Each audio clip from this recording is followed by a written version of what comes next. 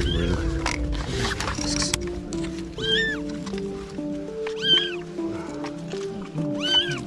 Oh, still.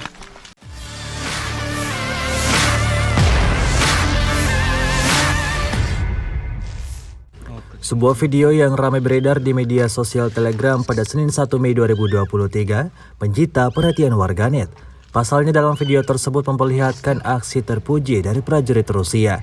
Tidak ada pertentangan atau aksi saling menghancurkan di sini, melainkan aksi positif dari prajurit Rusia yang terlihat menyelamatkan anak kucing dari kayu yang menjepit tubuhnya. Anak kucing itu tampak mengerang kesakitan.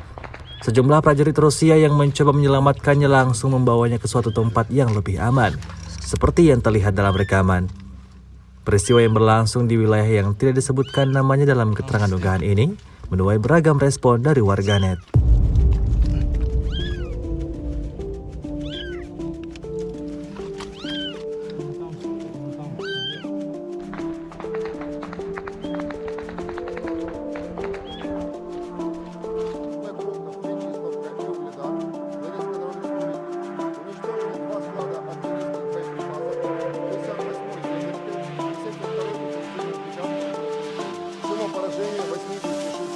В районах населенных пунктов Владимировка, Кременная Луганской Народной Республики, Табаевка, Харьковская область, Никольская Донецкой Народной Республики и Жеребянки Запорожской области.